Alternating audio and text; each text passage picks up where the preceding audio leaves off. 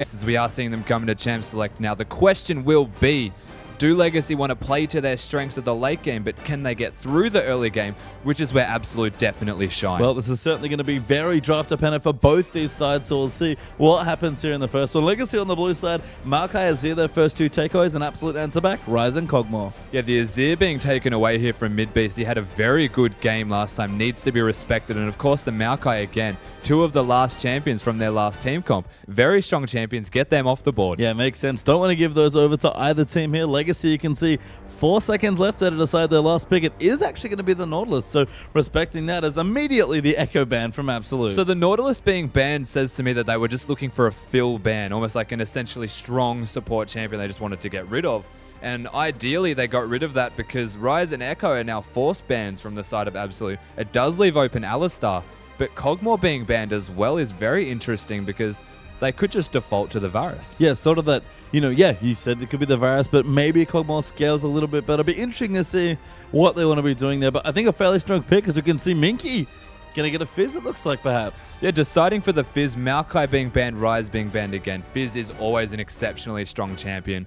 Works super well, and of course they've got the options of actually going for the Hecarim and the Gnar, but Fizz does super well into them. Yeah, I mean, Minky as well. I mean, it could also be a flex pick. I'm sure Choose can play it. Even Carbon had a couple of runs with it in the jungle there as well, so there are options here potentially coming through, but for me, just in the general metagame, feels like a Minky top lane champion. Oh, it's definitely a Minky top lane champion. Of course, the outplay potential that Minky can do is just unbelievable. We saw it last game on Rosie. Getting that Fizz in the top lane gives you not only an assassin, but it also gives you that tank. Yeah, just a really annoying, very sticky champion that can get on top of Kalista, as an example here, as that's the pick up there for Kulo. And we're going to get Malik on the Gragas as well. A great example, of course. We've got the Kalista and the Gragas locked in, the very standard jungle, of course, the Rek'Sai or the Nunu, which is also available. We know Carbon does like that Nunu.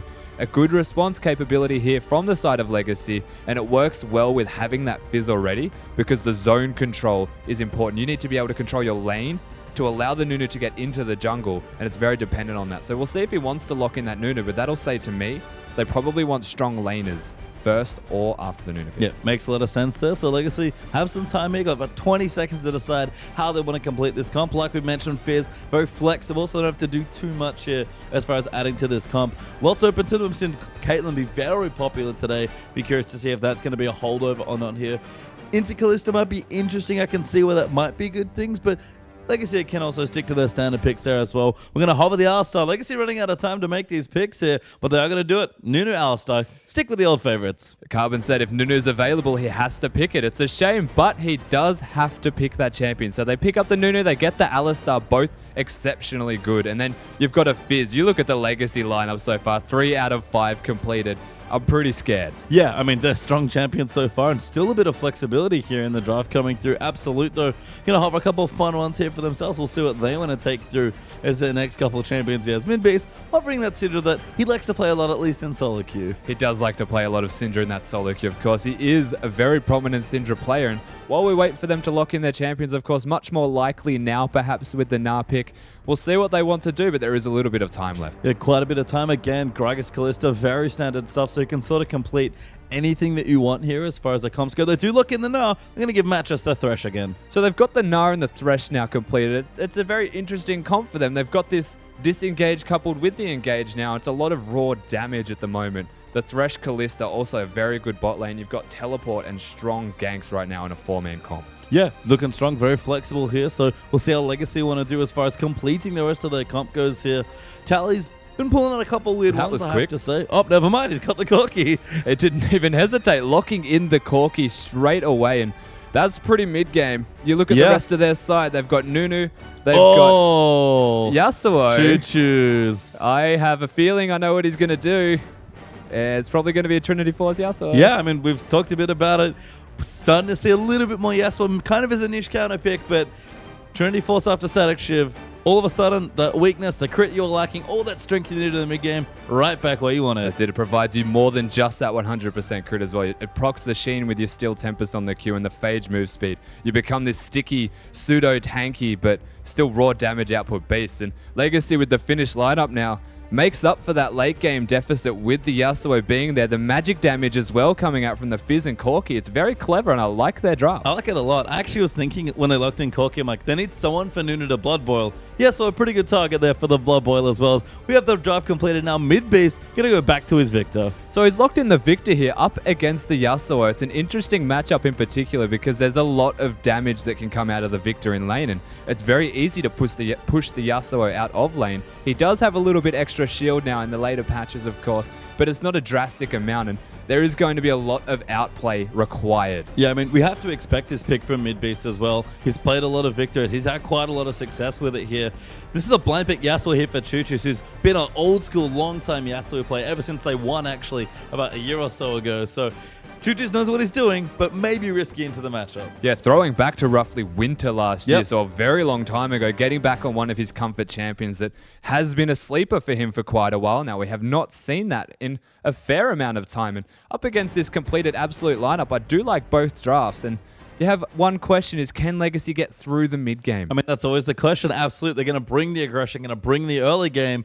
But we know that Legacy, especially with this style of comp, with a Choo-Choo's champion like Yasuo, they just want to get the farm up, get going, and just outplay their opponents. They've got great teamfight execution. They showed it against the Chiefs. Probably the biggest rival for the team. We'll see if they can do it again against Absolute, as my brain almost dies. Yeah, that's right. Absolute, very aggressive early game, looking to punish and just get control, and from that control, close the game out very convincingly here. Up against this Legacy side, who have seen some big hiccups. We aren't sure how they're going to go in this early game, but when it comes to their lanes in particular, they have the potential to do it. They do indeed. You can see that here in the team comms, very late game oriented, with a bit of early aggression possible there for Legacy, and just very solid across the board early game there for Absolute. So we'd love to get your thoughts on the team comms as well, guys. Let us know who you think might have got the better of two great drafting teams. Use the hashtag LGC win for Legacy or ABS win for Absolute. Yeah, let us know who you think, why their teams are better as well. It's always interesting to read up on those. And from what we're seeing at the moment, you could not pick a particular side that you feel is better. It's just what is preferred at which stage of the game. Of course, Corki hitting that Trinity Force Sork Shoe spike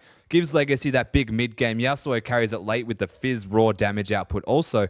But you look at the side of Absolute here, Victor, all he needs is one item, and every consecutive item after that gets deadlier and deadlier. Yeah, he just gets so much stronger. We've seen the mid-game Victors blow people up. I guess the first thing for me, Russ, is sort of looking at these comps. I look at Kulo here on this Kalista. I look at the enemy team. I'm really afraid. I see lots of ways that Akulo can meet his fate right now, and it'll be very interesting to see how he actually works around having the Thresh, the extra peel that comes from a Gragas also, and the area of stun that you can put down from Victor as well, that little bubble that just knocks everyone up or locks everyone up. And I mean, he's got the team to work around him. Even Na to a degree is very good at kiting and peeling. So if Kulo can get going, which is usually the big carry factor of this Absolute lineup, if he can get the kills, they're going to come out ahead easily. Yeah, I mean, is it just Cooler here for the team as well? What else are Absolute looking for as far as their win conditions go for this matchup? Well, first and foremost, you cannot let Choo-Choo's rampage against you here. Mid-Beast has shown very strong laning phase showouts, but if he's up against the Yasuo, the pressure's going to be there. Will he be able to get through that laning phase is a big question. If he gets through it ahead, they're going to have a big two-threat comp here now. Kalista, hyper carry, scales super well. Victor, always doing relevant damage and very good around vision control. So you're looking at the side of Absolute. How are they going to win this game?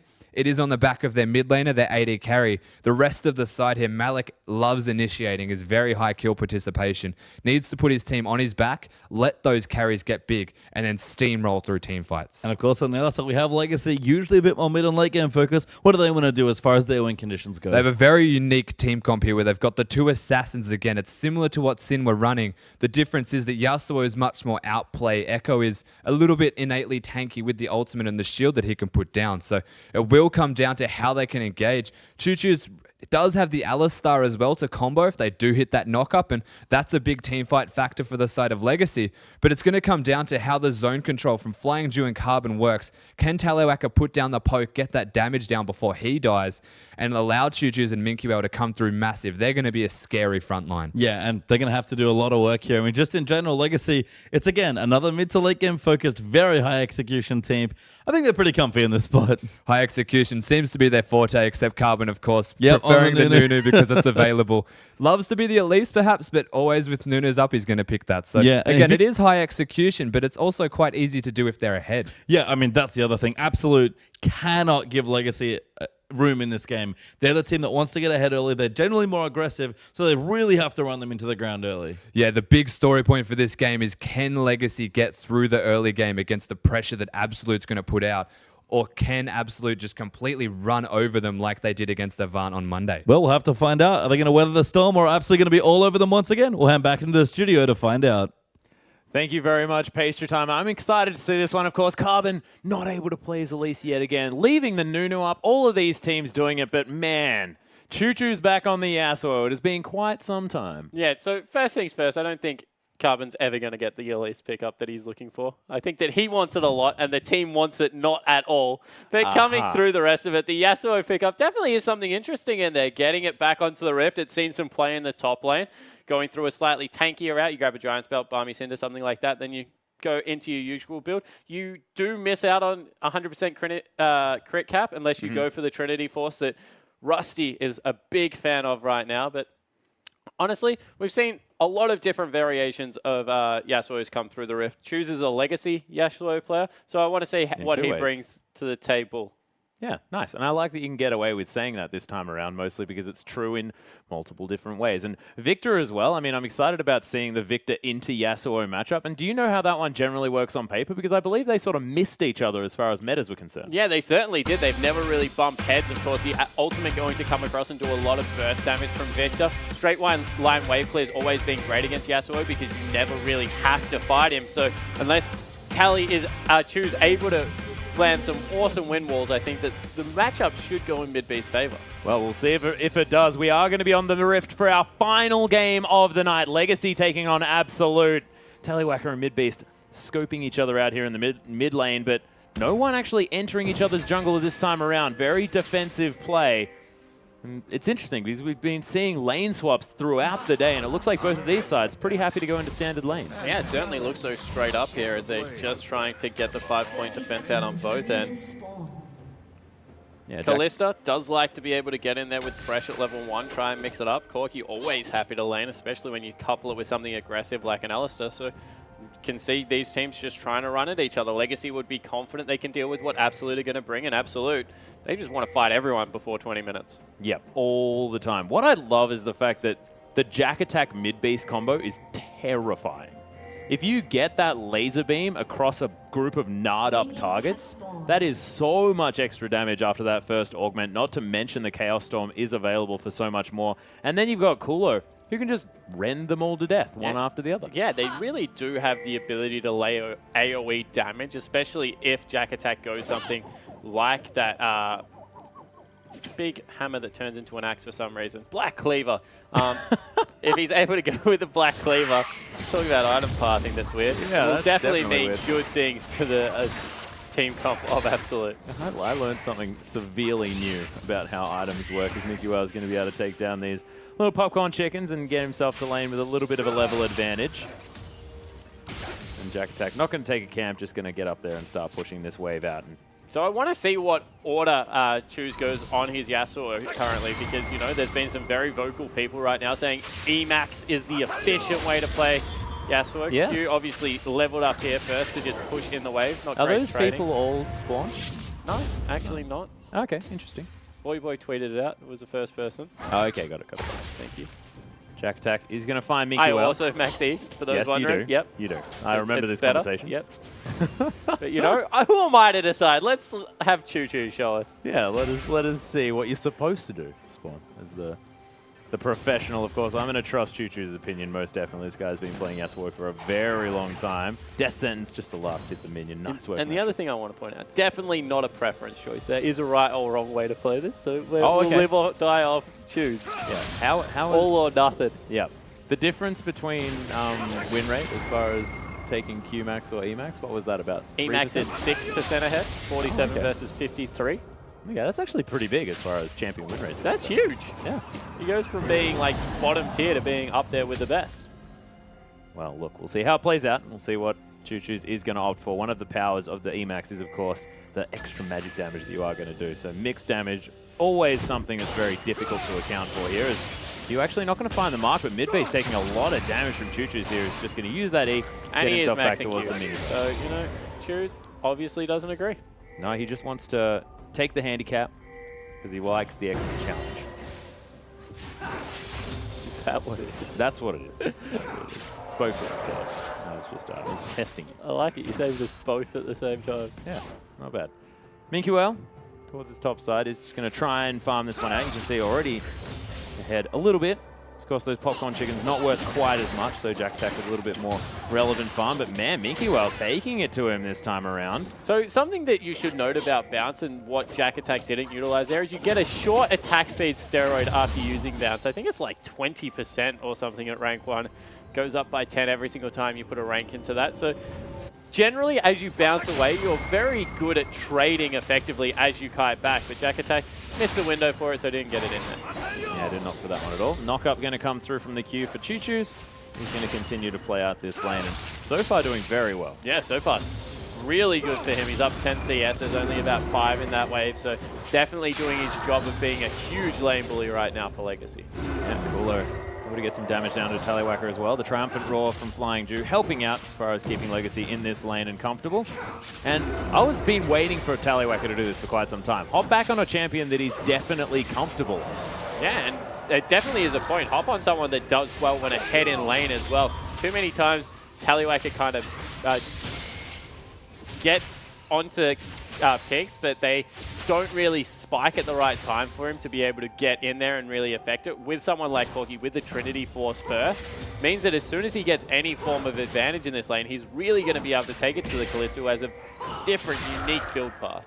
Yeah, and I really love Corky Alistair as well. It's just so much lockdown, and then you've got so much sort of skill shot damage that is so easy to land, especially once you hit that level 6. So we'll see whether Legacy are going to be able to utilize that. Even the level 3 spike from this combo is ridiculous. Yeah, and I like the pressure that Alistair puts on Kalista at all points of the game. Really forces her to play differently. The flash pulverize is always a threat. It's instantaneous. You can Q your pulverize as well and flash at the same time, so there's absolutely no delay on it. And Ju will be able to get in there and mix it up. There it is. Headbutt pulverize, actually. Nice Wow. double phosphorus bomb as well. As look at the Gatling gun tearing Kulo apart. And Legacy, they'll just take the better trade. Yeah, exactly right. They have the sustain in the lane. All of a sudden, Ju yells and stamps his feet a little bit, and they get health back for some reason, and they'll be all good in that lane. Well, Jack Attack going to get eaten as well as Minky with the solo kill first blood onto Jack Attack. Yeah, Jack Attack had the flash available, obviously wasn't able to get out of the way of the fish, and Minky able to pick it up with the lane still pushing in his advantage, which is massive for him up there with the Fizz. Yeah, completely ridiculous. Also, with that teleport still available as well, or at least back available again. Tallywhacker and Flying Jew continue to play up in this lane, and man, that is just going to be bad news for Absolute, because they're going to need to focus jungle pressure towards that top side, and it means that this Thresh-Kalista combo is just going to keep falling behind. Yeah, certainly is. Tallywhacker doing a fantastic job in the bottom lane, able to continue to farm this one out, continue the pressure up on Kulo. Double Phosphorus Bomb chunks out Kulo. He's in nearly kill range right now. Yeah, and the CS lead, as mentioned, still there. Mid-base going to get knocked up once more. Choo-Choo's at CS lead. Choo-Choo's doing a great job. Oh yeah, 63 to 49. My goodness. Minky finding Jack Attack yet again. Yeah, he still hasn't been back. I was about to say, he hasn't shopped yet. And it's always a weird choice when you fight someone when you haven't shopped, although he might have just been trying to knock the potion off Jack Attack there. Off the shelf. Not mid-base running out of mana now as well. Choo-Choo's opting for the spinny Q, as opposed to the straight line Q. You're just going to let that one hang there? I am. That was good. I'm just going to bask in the awe that is your vocabulary. Oh my goodness. Well, Malik going to get some wards down as well. Carbon finds his way over there as... Oh my goodness, the festive Nunu. Adorable. Flying Jew supports crossing each other here as Carbon is making his way into the enemy jungle. Yeah, so they've stolen away this blue buff. Really good positioning coming through from Carbon. Got some deep wards. Knows where mid-base is going to be. They're going to give this to Tallywhacker. They might just give it over Tally. Oh my goodness. And that lane just got a heck of a lot harder for Kulo. And it was already pretty difficult. And Kulo there on the bottom side just says, okay, I'm coming back to base. Yeah, that's a really smart move. Just get out of there whilst the blue buff's at the start. He's obviously going to look to push with the rockets. Atris was caught though on the back.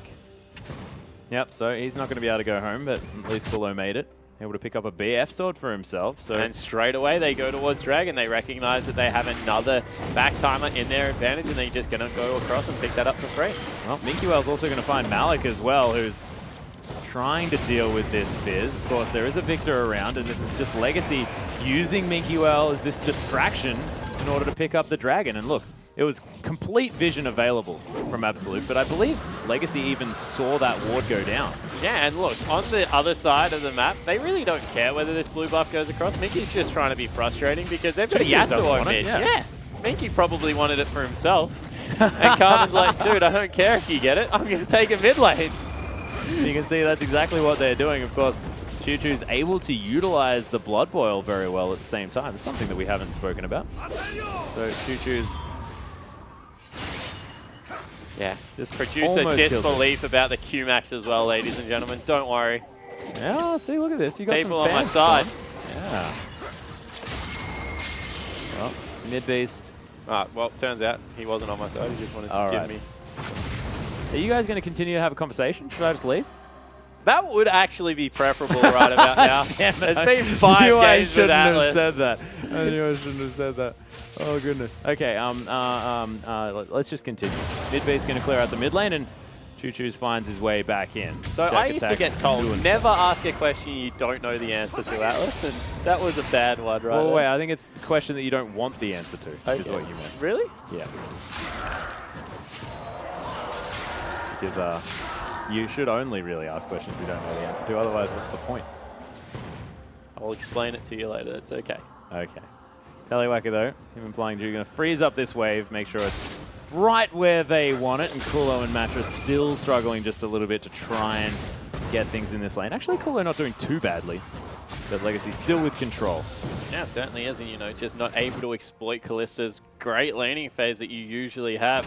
The trading that's going to come out of Corki right now, the burst trade is just going to be greater than what Kulo can bring. Yeah, and there's the rocket as well as Sentinel.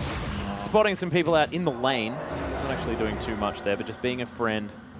Absolute making sure that they have all the buddies that they possibly can. Malik here as well. Mattress going to flash aggressively. He has everything available. And you can see that Jew and Tallywhacker kind of know something is up. Yeah. They don't have vision of it, but they just, you know, inherently know because Mattress isn't up in their face where he usually is. And now all of a sudden Kulo's walking at them for some reason. I think they have a funny feeling. Yeah, well, Scrying Orb was used by Tallywhacker as well, and that's going to give Malik up most definitely there on the bottom side of the map. Lots of vision available from Legacy as well, so they knew that Malik wasn't trying to get into their bottom side jungle. So where else was he going to be? Probably taking his blue buff, which is what he's going to do right now. He's probably going to try and pick that one up as, oh, Laser not going to steal that one away. Choo-Choo's with the wind wall there anyway, so Choo-Choo's now with that static shiv completed. Will he go for the Trinity Force with this Q-Max? Is that different? Is that based on the Trinity Force build? I don't build Trinity Force, Rusty does. Ah, okay. I just take the discrepancy in my crit and hope I crit when it counts. Okay, I guess that makes sense. Definitely not a Most fan. other champions, you know, don't get quite as much crit as the Yasuo does anyway, so I feel like he's cheating if he maxes it out. I just think that, you know, 4,000 gold to secure 20% crit is a lot. I guess that's a fair bit. I like just take a few runes. You can't take enough runes. Unfortunate. Well, Tallywhacker and Flying Jew back in the bottom lane. Understand that Malik probably not hanging around anymore because, of course, there was some wards in that topside jungle. Kulo forced to flash very early. May not have even had to there as... No, definitely did. Jew flashed on top of him. If he didn't flash, right, he was dead. I thought that there might have been the possible taking of the lantern available here for Kulo, but nice realization of the fact that he just had to get straight out of it. Yeah, because it was instantaneous. Jew flew in there, wanted to start the fight, but able to avoid it. Flying cow. Always frightening. I'd be flashing away from that myself. Choo-Choo's going to take down the outer turret in the mid lane, though, and looking like a representation of exactly how that lane's going. Just fantastically played by Choo-Choo's. 30 CS in the lead now as well. And there has been next to no jungle pressure the entirety of this game. Choo's now going for a dive. This is a 3 versus 4, though. Oh, he gets the ultimate off there as well as Kulo. They're trying to get him. Found his way in there, but of course gets knocked away immediately, and Legacy, they're deterred. So that was a really unique, I guess, the way the abilities work, because Choose was definitely ulting someone, and then Kulo grabbed them and was like, no ultimate for you, and no damage went off. Right. Didn't get the slam. Well, the ultimate's, yeah, it's on cooldown, so Choo-Choo's, of course, got in there. Yeah. But Fate's Call saves Mattress's life. Apparently, Fate's Call beats out more CC than I even realized. Yeah, well, Minky-Well able to use his playful tricks to that. There's the ultimate. Both members using it here as Charm the Waters is going to mean that Jack Attack's taking a bit more damage, but nice wallop to mean that Minky-Well cannot get back in there. And now Mini Nah not going to quite have the kill pressure on the Fizz, but nice little playback there from Jack Attack, and he's doing well to try and get himself back in. Yeah, he certainly is. Keeping up in CS has unfortunately gone down that kill, but Minky, he's just playing around with some windows as we see the replay of how that all started.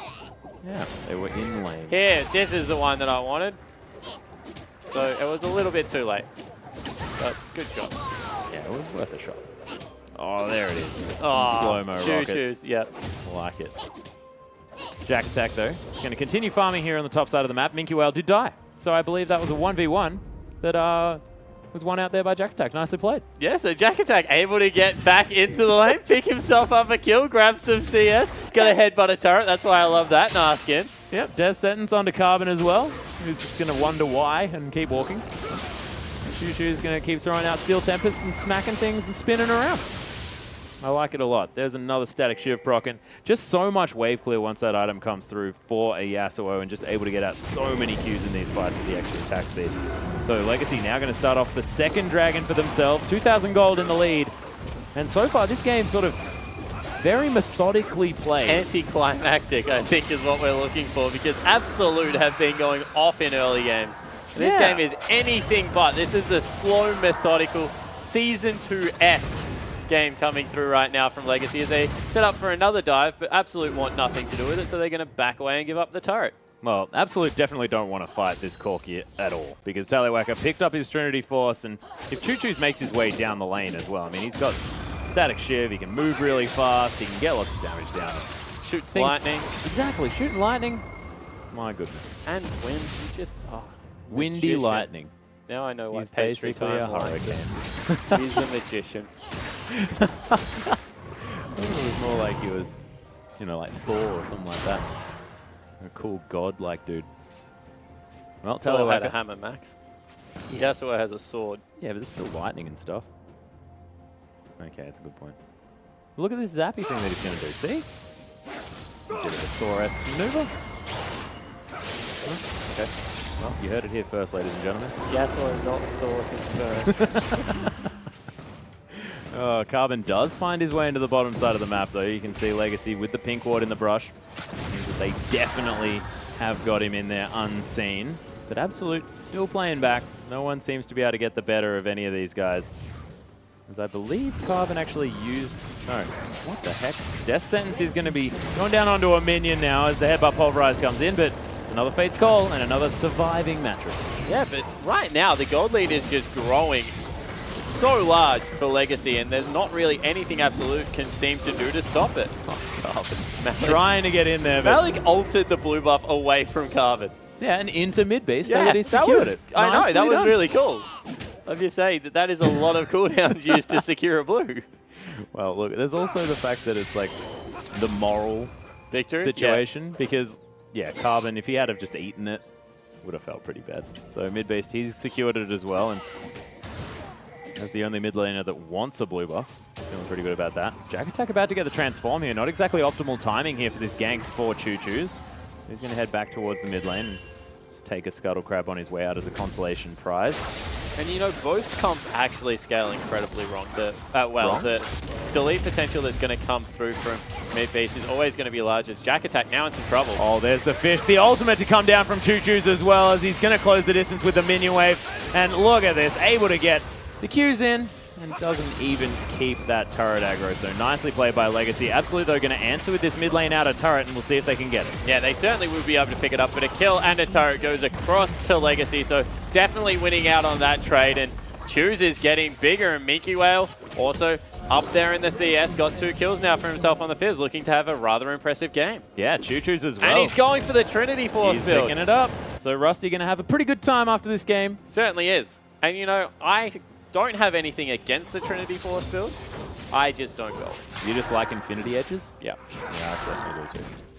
Just feel like if you're playing a champion that crits a whole lot, you should probably get an Infinity. But then again, the rest of these kit actually synergizes really well with it. So the Well, yeah, Steel Tempest plus anything that a Trinity Force does is amazing. really good. So the Sheen procs are fantastic. You get a lot of extra AD as the build goes on. Attack speed always good. Phage is even beautiful Yeah, as an item. for the flow. Yep. So, you know, it actually fits the kit relatively well. It just makes this build. Trinity, anything that has Trinity Force and Eye in it means that you're not getting it before 30 minutes because it's so expensive. Well, Tallywhacker and Choo Choo's both probably opting for both of those items eventually. Tally, because he's going probably Blade of the Ruined King second, shouldn't get a Trinity Force. No, because the added crit from a Trinity Force is not enough to make it worth it. Yeah. With the change that went through from Infinity Edge that knocked it down, the crit value, and gave it across to Phantom Dancer, if you're not going to build the Static Shiv or the Phantom Dancer, probably better off to not get Infinity Edge mathematically right now on Corki. That's Okay. purely mathematical speaking. And then you crit someone and they die and you feel really good. You just ignore what I say. Yeah, fair enough. So if you plan on critting a whole lot, guys, feel free to build an Infinity Edge still. It's absolutely fine. You know, if you're raiding, you can time your crits. Get in there. Most AD carries in pro teams are just able to do it by the looks of things. 40 CS in the lead, though, for Choo Choo's as far as that Baron farm looks is to be the concerned. next objective. Carbon in there, he's max consumed. They're going to be able to chunk this out really quickly. Yep, there is a ward in there, though, so of course no Absolute one know was on that exactly side what's of the going map. on. Yeah. It's great to be able to see it, but you know, you generally want to be able to respond to it too. Yeah, Jack Attack's heading down there. Doesn't have flash. Didn't have to Mid-beast try and has to crush get in over there. there. Oh my goodness, Mid-beast destroys Flying Jew, but they lock down the Baron. Carbon gets a rock thrown at him. Actually, it's a house there as Absolute able to clean up Minky well. Jack Attack finding Carbon again as he throws out the last auto attack. Boomerang actually locks it down for the style points with the skill shot, and Choo Choo's going to answer with a turret. So that is going to be the Baron buff and a turret for 3 deaths in favor of Absolute. Yeah, so probably still in Legacy's favor. They've got it on the 2 key players. The split pusher in. Choose is going to have it available. Tallywhacker, who wants to group right now, will have it to shove the other minion wave. So depending on what they get, that's still in Legacy's favor. Yeah, so Legacy just sacrificing themselves. They knew that they had the Baron secure, and I guess that it's definitely going to work out, because if Absolute had some time to get a Callista there, I mean, that means that they've got the secure, but with Legacy having double smites and consume, they're probably going to be able to get the Baron. Yeah, so they grab another turret off it straight away. Now they can just go towards that top lane. Jack Attack. Mega Gnar looks so angry all the time. Well, he's killing a helicopter. That's an angry thing to do, and then eats Why it. would you eat it? No, That can't be good for you. Depends what kind of stomach you've got, Spawn. What if your stomach's built for digesting helicopters? Yeah, I've just pointed out. Good at digesting helicopters, lots of iron. I can't win anything today. Oh, I've got to get some, man. Tallywhacker is going to be able to take down this red buff as well, making sure that he's got as much power as he possibly can have. And Choo Choo's now with a pickaxe as well as that Trinity Force He's static doing his shiv. best My to goodness. prove me wrong about the fact that you can't get to that item threshold by 30 minutes. So race is on, Choo. Well, if you're beating the clock as far as farm is concerned, you're definitely getting there as quickly as you possibly can. 5,000 gold ahead now, a Legacy, and that's largely off the back of the fact that They just Choo farmed Choo's really been well. farming so well. Their whole team has farmed well. Look over their bottom lane. Tallywhacker's right on point for that as well. They're Even ahead. Carbon has been farming the jungle at incredible paces, keeping up with Gragas, who's up there with the quickest jungle farmer.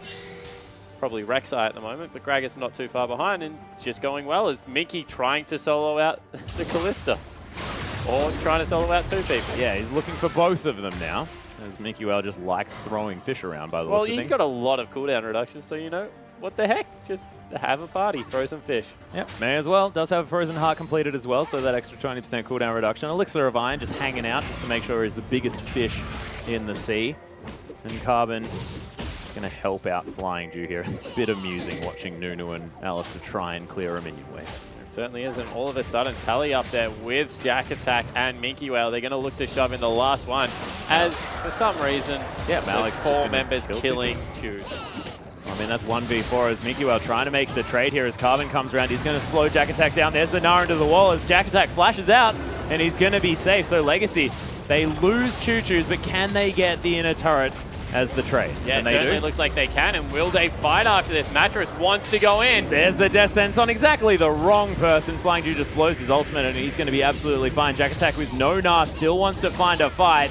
The Hyperproc comes in. Wow, that ultimate is, yep, on a pretty low cooldown, ladies and gentlemen. It certainly is. That's what happens when the cooldown reduction comes through from that Is frozen that heart. what that does? Certainly is. And he's able to stop the bounce as well. Everything currently going in Legacy's favor. Everything coming up Minky well. Jack Attack heading over some wards. Hopefully someone uses a smite. There are none here, unless Gragas can get one. Nah. Oh.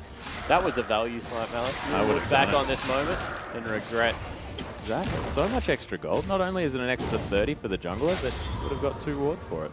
My goodness, 60 gold just passed up. So We depressing. did the math. It was a difficult one, guys, but we got there in the end. 6,000 gold is the lead for Legacy as we head towards 25 minutes into this game. And this is normally the time where you're thinking about a Baron, but this time Legacy managed to take it down very, very early on. Has worn off now as well. So now looking to try and at least consolidate some vision control, but Absolute have done a fantastic job towards the top side to get the defensive vision. Oh, Flying Jew going to get caught out here as well. Kulo locks that one down, and Absolute, if they've got anything, they've got pick potential. Yeah, they certainly have, and you know, they're trying to extend the vision line here, Legacy, and they've been caught twice doing it, so great job by Absolute being able to artificially force these picks just by vision denial and see whether they can get themselves another one as they're heading towards the top lane. Yeah, they're looking for something. They just can't transition any of these kills into objectives because all of their minion waves are getting pushed up. This 1-3-1 split push that I guess Legacy have got off Sin, who played it in the game before with the Fizz Echo. It's very similar this time. Yeah, it certainly is, and you know, they will get to a point where they're scaling incredibly well. Yasuo should become much riskier than he is reward-based as soon as Midbeast has enough items to chunk him out at the start of fights. Tallywhacker will fall behind Kalista as Kalista ramps up and really gets some more attack speed and armor penetration in her build. But right now, Legacy is just going to continue to force these 1-3-1s, and the member that will never fall off is Minky Whale. Top tank Fizz just is like Hecarim in the fact that he's incredibly durable, becomes untargetable, and Jack Attack, no. Yeah, there's the ultimate from Choo Choo's as well. Does have so much more armor penetration. Nothing Jack Attack can do. Gets knocked up again, and Choo Choo's just showing us his moves on the Yasuo. It certainly is, and you know, that's exactly what they're trying to do right now. Force the 1v1s, get themselves in a position where they're going to be able to continue the split push through, and now they might go for a dive. Oh no, Malik loses his barrel amongst the wind. As Legacy, they have now pushed up. Carbon forced to flash out of the way, actually, as Gravity Field comes through from mid-base. There's the Didn't tornado. even ult there mid-base. Probably could have picked up the kill. Yeah, Choo Choo is actually with the ultimate re-available again as well. You can see level 17 now, that last breath.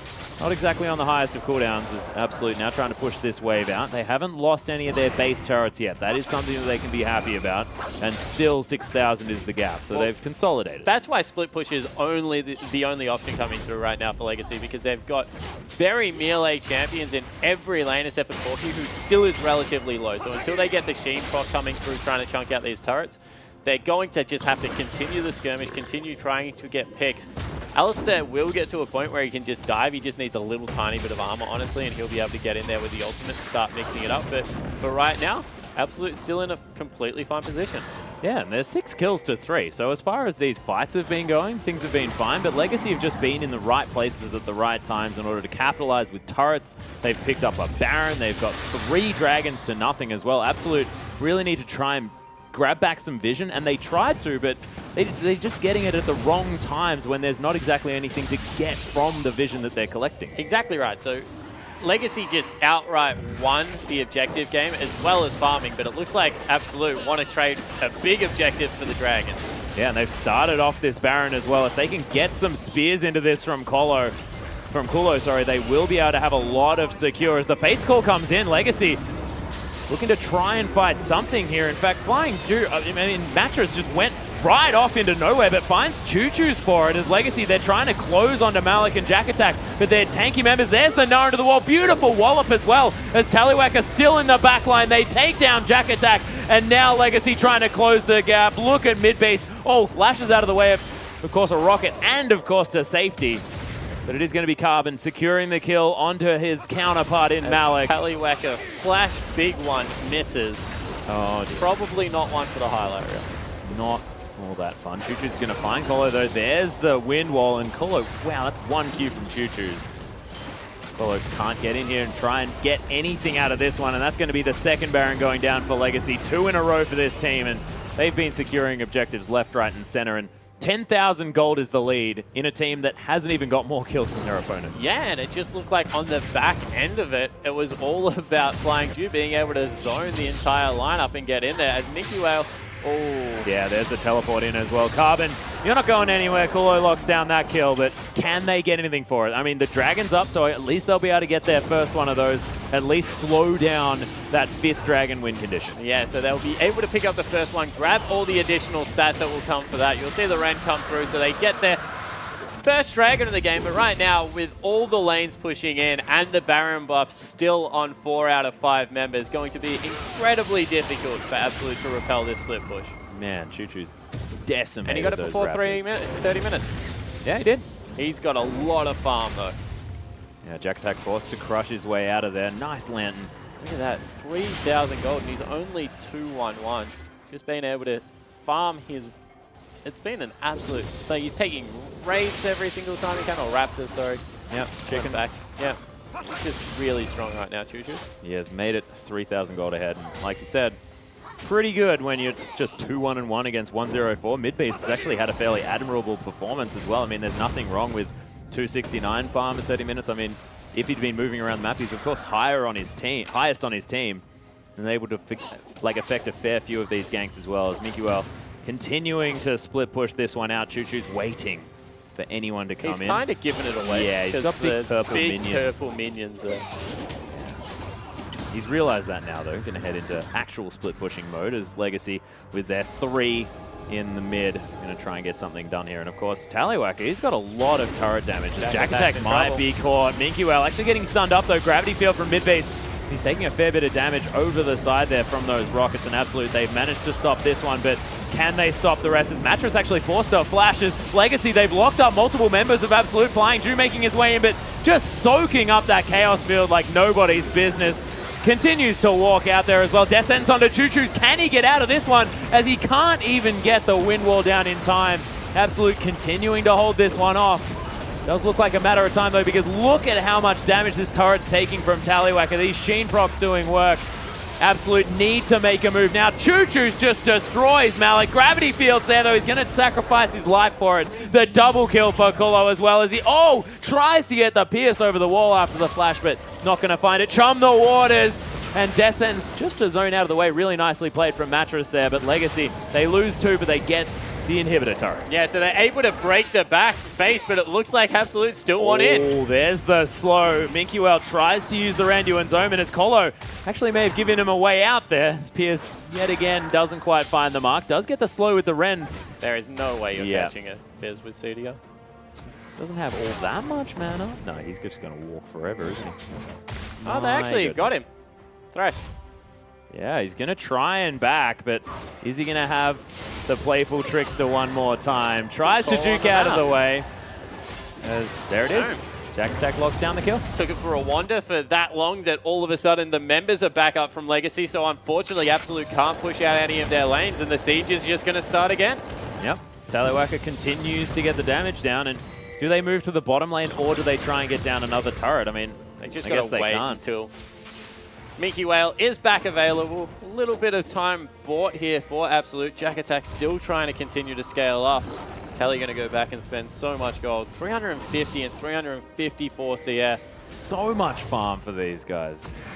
It's completely ridiculous. 9,000 gold is the lead as well for Legacy. And it's just crazy. Absolute, they've managed to get picks. They're doing well in team fights. They just can't get anything else. 3 of their members haven't died yet. Yeah. And they're still 10,000 gold behind.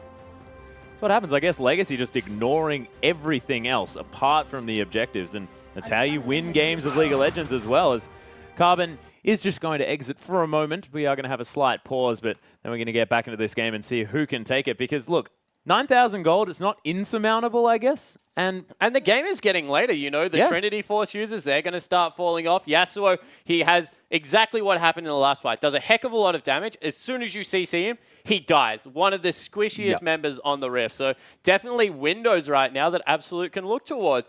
Fizz, the only real tanky member coming through there. Nunu can pretty much be ignored at this point in the game. So Nah going to have a much better time of being a soul tank than what Fizz is. Jack Attack's getting into the point where if he hits multiple Nah ults, Kulo's doing a lot of damage across the people. So they're definitely win conditions still for Absolute, even 10,000 gold behind. Problem is that 1-3-1 that Legacy continue to employ is just absolutely brutal. They can't be shoved off the turrets. yeah, and it's just so much turret damage as well, what with Tallywacker just smacking it every time that Trinity Force proc is up. And it just seems like if they get any time with these turrets, they just get melted. And that's from like Minky Whale as well as Choo Choo's at the same time, both of them with Trinity Forces as well as so many of these items. Actually, Minky Whale hasn't got his yet, but he will be picking that one up. And late stage does look very difficult. What does this team do now of Absolute against the 1-3-1? Do they have to just hard commit into one of the lanes and hope that they get a pick? Well, Absolute right now are just doing exactly what they need to. Continue to farm up minion waves and hope it gets to the point where items are irrelevant and their AoE comp is just going to do better things than the composition that Legacy bought. At some point, Legacy's going to have to group up and fight, be it around a Baron, be it around a Nexus. Like, you have to fight at some point in League of Legends. So, Absolute, they're just continuing to try and soak as much experience in CS, try and minimize those losses, because let's get realistic, they did get very far behind. As we check out the replay of exactly how that inhibitor went down, you see Choose, he dives in, does a heck of a lot of damage, but as soon as he gets played back into that gravity zone, just goes down in a couple of auto attacks out of Kulo, and that's the problem here. An extended trade then takes place as we have like people flying in, Kulo getting caught up by a Fizz, Jack Attack continuing to chase. We didn't get to see it. It eventually ends in Minky Whale dying, but that's the exact thing that has always been a problem with mid Yasuo. He gets to the point where he just gets too easily dealt with. Yeah, it just doesn't really look like it'll work in the very late game, but at the moment it's working fantastically. Of course, they've used it, made sure that they've secured as many objectives as possible. I mean, so far, Legacy have definitely played this comp well. It's just whether or not they can manage to make it work as we move into the late game and whether they can use it to siege turrets. Because now they've taken down that bottom lane out of turret, inhibitor turret.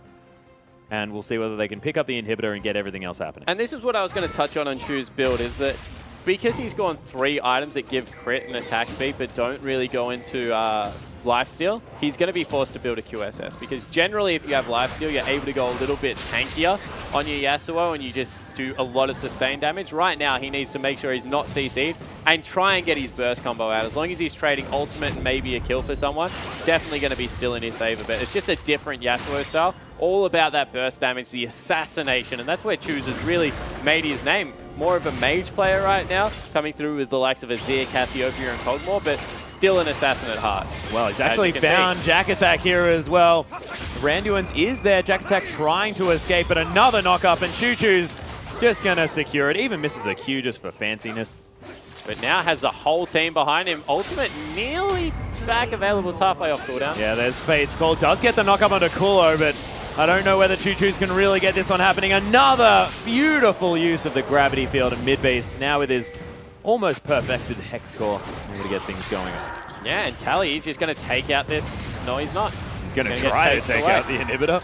But Jack Attack for Choo Choo's means that a lot of the front line for Absolute is gone. Legacy trying to get something done as Malik pops to the Righteous Glory. Minky Whale getting work done in the back there, but look at the knockups from Flying Jew. Malik so incredibly low. The Chaos Field, though, my goodness, Minky Whale with so much damage. That is an ace, and Legacy may have just won themselves the game. Yeah, they definitely have. Going to be able to push in. Only Jack Attack available, and they still have Tallywacker up, and in the end, Legacy just live and die by the split push, able to pick it up. Yeah, and there's the Flash Pulverize as well at the end for Flying Jew. They lock down the last remaining Nexus turret. And what they didn't realize is the fact that Minky Whale doesn't need to build damage to do damage. Yeah, exactly right. The consistent threat coming out, the damage amplification of the Fizz, just able to get him in there. And Legacy, they flick a switch after that pause and come up massive. Yeah, that was huge. So look at that. The Nexus falls down. Legacy with another victory. And look, this team going from strength to strength. Yeah, apart from that one game they dropped against Immunity, really have looked on top form, able to pull out some different team compositions. Choose is just showing off at this point. He's played like a unique champion in every single match. I think he's 8 of 8 right now. Yeah. And had another terrific performance in the mid lane. Tallywacker also stepping up, coming through on the Corki. Talk about AD carries with deep champion pools. He's played everything. Ezreal, Varus, now a Corki game. And really showing that they have depth in areas that a lot of Oceanic teams cannot boast. Yeah, and as well, as soon as sort of Tallywacker moved back down to that AD carry position, his Corki was one of his strongest, and I'm really glad that we're seeing it move back in here because he was playing the likes of Tristana. You were talking about that, the Varus as well. He really shook up his champion pool, but I like seeing him on comfort picks because he's very, very strong in that lane, and Flying Jew is really starting to work together with Tally to make great things happen. Yeah, Jew's definitely had some really good performances, and as you said, they're just going to get stronger. They made some swaps on the roster, and it seems to so far be really paying off for Legacy. Yeah, it certainly is. But to close out the night, let's throw it out to Pastry Time and Rusty.